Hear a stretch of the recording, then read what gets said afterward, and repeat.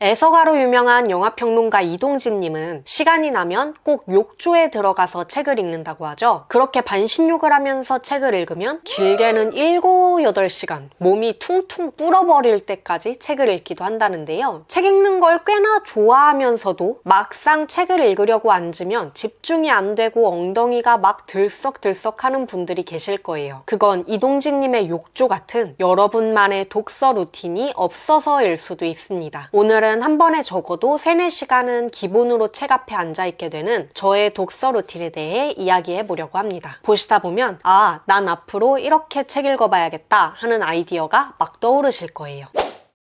오늘 말씀드리는 저의 독서 루틴은 나 오늘 진짜 인간 책이 돼버릴라니까 아무도 건드리지 마라 이런 느낌으로 책을 읽을 때 쓰는 방법입니다. 제일 먼저 독서대를 준비합니다. 오랫동안 집중해서 책을 읽을 계획이라면 꼭 독서대를, 그리고 가능하다면 높이 조절이 잘 되는 독서대를 사용하시는 걸 추천드려요. 가장 중요한 이유는 독서대를 쓰면 엄청 책 읽는 기분이 든다는 거예요. 나 읽는다, 책, 오늘! 약간 이런 느낌으로 의자에 앉는 순간부터 지적 허영심에 뽕이 차고 책을 읽는다는 마음가짐을 갖게 됩니다. 이 이유만으로 독서대를 사용하신다면 높이 조절이나 다른 기능보다는 더 예쁜 게 좋을지도 모르겠네요. 그럼에도 불구하고 높이 조절이 가능한 독서대를 권장드리는 이유는 바로 통증 관리 때문입니다. 책을 손에 들고 읽거나 높이가 충분히 올라오지 않는 독서대를 사용하시는 경우에는 결국 고개를 어느 정도 숙이고 읽어야 되잖아요.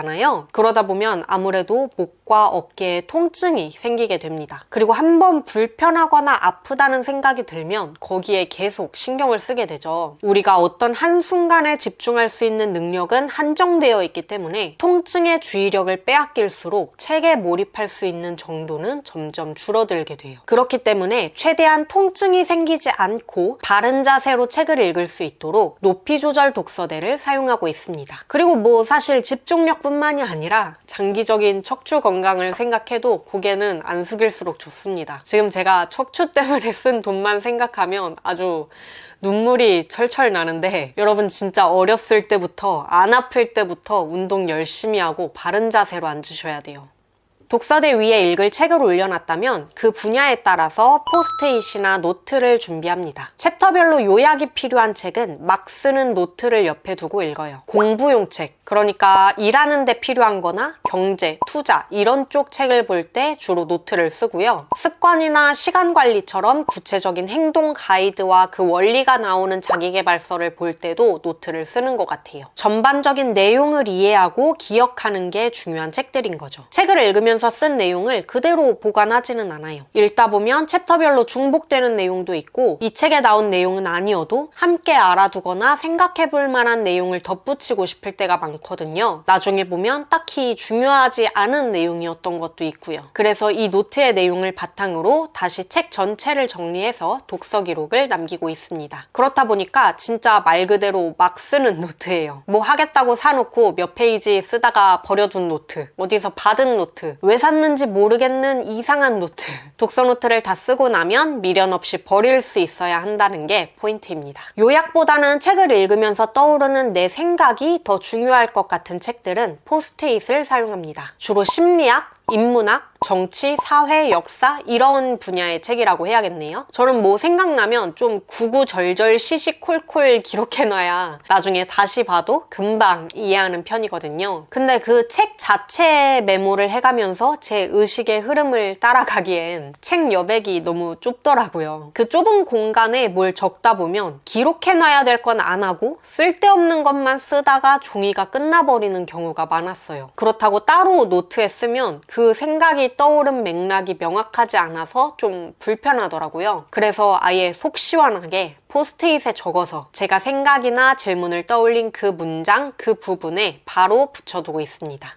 다음으로는 읽을 책이나 기분에 따라서 인덱스를 고릅니다. 제가 책을 막 일부러 험하게 보지는 않는데 그렇다고 아끼지도 않는 편이거든요. 책을 다 읽고도 새 책 같은 느낌이 나는 것보다는 내가 이 책을 읽었다는 느낌이 확 드는 걸 좋아해요. 그런 이유로 북다트나 마스킹 테이프보다는 그냥 인덱스 스티커를 사용합니다. 이렇게 튀어나와 있는 거 싫어하시는 분이 엄청 많더라고요. 근데 저는 이 튀어나와 있는, 심지어는 구겨져 있는 꽁다리가 자체가 제가 책에 남긴 약간 지울 수 없는 첫사랑의 흔적 같은 느낌이어서 좋아합니다. 책장 정리하려고 책 한 권 꺼냈다가 바로 눈에 띄는 인덱스가 있으면 괜히 그 부분 한번 펼쳐보고 아 이런 부분이 있었지, 아 이 문장 좋았지, 이건 내가 왜 밑줄을 그어놨지? 하면서 그 책과 함께한 시간을 추억할 수 있거든요. 비슷한 이유로 연필이나 샤프보다는 형광펜과 펜을 사용합니다. 페이지를 딱 펼치자마자 책의 그 까만 글씨와는 확연히 구분되는 다른 색깔이 눈에 들어오는 게 좋아요. 제독할 때도 예전에 밑줄을 그어놨던 부분을 다시 보면 제 생각의 변천사를 더듬어가는 그런 느낌입니다. 다만 책에 직접 글씨를 쓸 목적으로 사용하는 펜은 가능하면 나중에 흔적을 남기지 않을 수 있는 펜으로 쓰고 있어요. 뭔가를 읽다가 막 어디 일부러 적어둘 만큼 중요한 건 아닌데 너무 어디다가 이야기하고 싶은 경우가 있잖아요. 드라마나 영화 보다가 리액션 하는 것처럼. 그런 경우에 저는 그 부분 옆에다가 저의 리액션을 적어두는 편인데요. 근데 제가 읽은 책을 남편이 볼 때도 있고 어디 빌려줄 때도 있거든요. 그럴 때 내가 써놓은 그 리액션을 누가 본다고 생각하면 좀 그래요. 부끄럽고 수치스럽고. 그래서 빌려줄 때는 언제든 지워버리고 건네줄 수 있도록 이렇게 지워지는 펜을 최대한 사용합니다. 이렇게 책과 준비물이 갖춰지면 태블릿 PC를 꺼냅니다. 저는 독서 기록을 노션으로 하고 있는데요. 모바일 버전은 아무래도 좀 불편하고 그렇다고 책 읽을 때마다 노트북을 켜기는 귀찮아서 간단하게 기록할 때는 아이패드를 이용해요. 책 한 권을 다 읽은 날은 종료일과 별점, 한 줄짜리 감상 등을 기록해주고요. 처음 읽는 책은 책 제목이랑 책 읽기 시작한 날짜를 적어주고요. 오늘의 독서가 끝났을 때 몇 페이지까지 읽었는지 기록해서 진행률을 확인합니다. 독서 헤비 트래커에 오늘 책 읽었다고 도장도 꾹 찍어줘야 합니다. 이북 리더기로 책을 읽을 때에는 그 부분에 바로바로 포스트잇을 붙이거나 할 수 없으니까 이 헤비 트래커 페이지에 기록해두고 독서 노트를 쓸 때 활용하기도 합니다. 그리고 ASMR을 재생합니다. 음악을 틀어두면 책에 집중이 잘 안 돼서 잘 안 듣는 편이에요. 그리고 같은 화면에 포모도로 타이머도 켜둡니다. 이렇게 세팅을 다 해놓고 앉으면 너무 안 움직이고 몇 시간씩 책을 읽을 때가 많아요. 그래서 잊어버리지 않고 스트레칭하기 위해서 타이머는 필수입니다. 마지막으로는 책을 읽으면서 마실 음료를 준비합니다. 주로 낮에는 커피를 마시고 밤에는 술을 마십니다. 특히 밤에 책을 읽을 때는 선택지가 더 많아서 음료 고르는 맛이 있어요. 맥주, 칵테일, 위스키 뭐 이런 거 딱 한 잔씩만 갖다 놓고 천천히 마시면서 책장을 넘기는 그 감성이 또 계속 앉아서 책을 읽게 만들거든요. 이제 앉아서 열심히 재미있게 책을 읽습니다.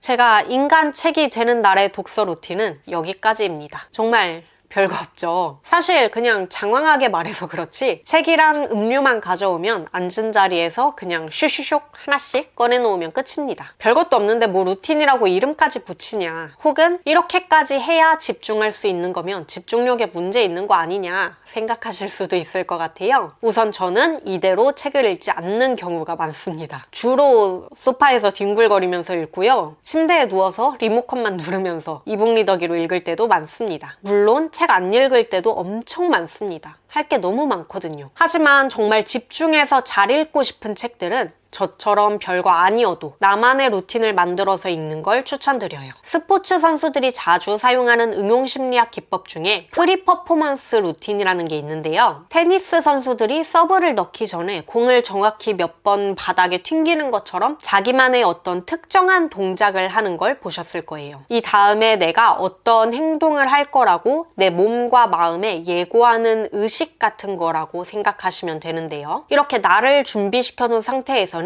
내가 목표하는 그 행위에 더 자연스럽고 빠르게 몰입할 수 있습니다. 책에 집중하는 게 선수들이 중요한 기술을 시전하는 것보다 어렵진 않겠지만 그렇다고 이 방법을 독서에 적용하면 안 된다는 법은 없잖아요. 저에게는 이 별거 아닌 루틴이 앞으로 몇 시간 동안 본격적으로 책을 읽을 거라고 제 몸과 마음을 준비시키는 일종의 프리 퍼포먼스 루틴인 거예요. 그리고 그 루틴에 내가 좋아하는 공간과 내가 좋아하는 분위기, 내가 좋아하는 물건들이 포함된다면 훨씬 더 기분이 좋겠죠? 처음에 말씀드린 영화평론가 이동진님의 닥치는 대로 끌리는 대로 이동진 독서법에서 평론가님은 책을 읽는 게 어느 단계까지는 힘들 수밖에 없다고 했습니다. 따라서 그 힘듦을 상쇄하기 위해서는 약간의 노력 혹은 사치 같은 게 필요하다고 했죠. 책에 당장 집중이 안 되더라도 예쁜 컵에 내가 좋아하는 음료를 담아서 마시는 것 기분이 좋잖아요. 또 평소에는 쓸 일이 거의 없는 새로 산 펜이나 노트를 쓰면서 혼자 변태 같은 미소를 지을 수도 있어요. 시간적으로든 물리적으로든 나의 루틴 속에 약간의 사치를 버무리고 또 약간의 노력을 들여 그 루틴을 실행한 후에 책을 읽어보세요. 어느 순간 그 루틴이 여러분이 독서를 가장 잘 할 수 있는 바로 그 환경이 될 거예요.